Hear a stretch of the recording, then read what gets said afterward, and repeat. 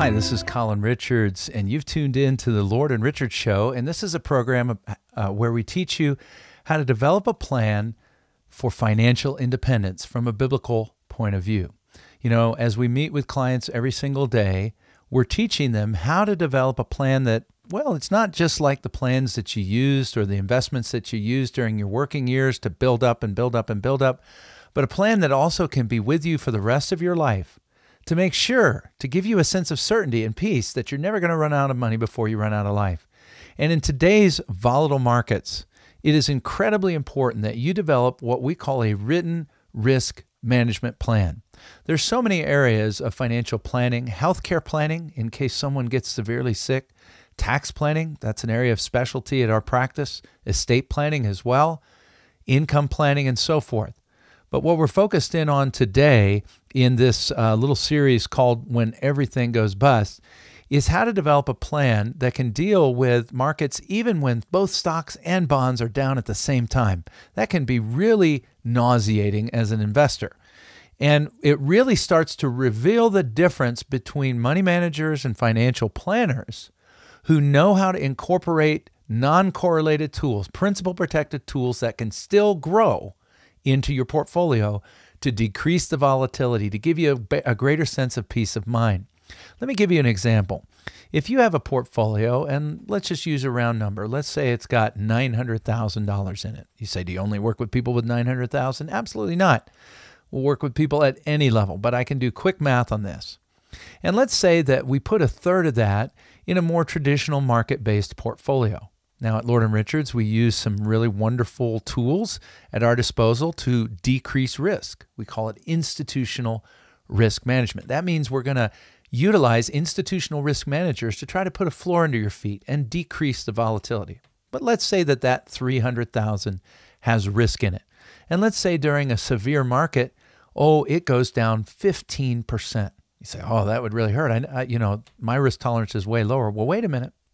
Let's say we put 2/3 of those dollars that you have in the portfolio in a principal protected place that can still grow. And in this case, we call it principal protected market linked investments. Okay, and there's a variety of those.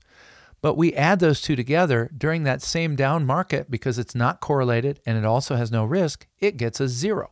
So you got a -15 on a third of the money and a -0 on 2/3. What is the overall downside? That'd be -5% if you average it out. Well, you say, well, I can stomach -5% a lot more than I can -15. Sure you can. The main thing is that as mature investors, we have to be prepared to deal with liquidity. And dealing with liquidity means having a long-term mature outlook. See, what we found is if we can take a portion of your dollars, get them safe and sound, generate a low guaranteed return, and then from that guaranteed return, after getting the money safe, getting the low interest, take that low interest and leverage it for your benefit, we can create a tremendous opportunity for growth on a safe platform. You see, this is something most of us just don't see in our portfolios. We've never been made aware of it.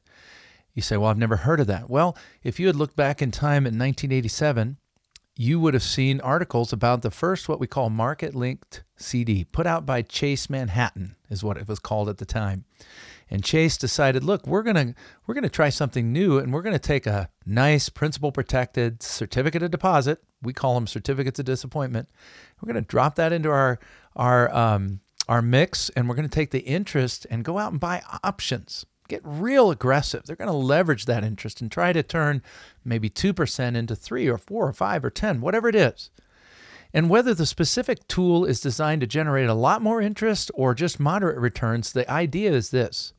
As you go into an uncertain market, while the other portion of your portfolio, maybe that third, is experiencing some volatility, the feeling of financial independence comes when you have a portion of your portfolio that has no downside but still has the opportunity for growth. It just means that your liquidity is going to be somewhat limited. You're going to have limitations on how much you can take out, whether that's a tool issued by the bank industry in the form of a CD, whether it's issued by the insurance industry.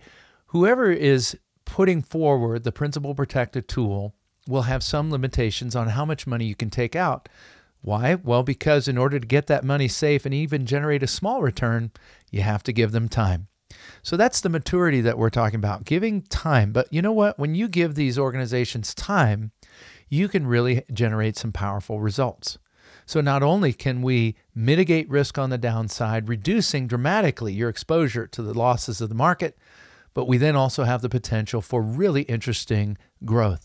You know, in our financial plans, what we do then is take this tool and put it into a written risk management plan, right alongside with a plan for healthcare, taxes, estate planning, and income, so that you never run out of money before you run out of life.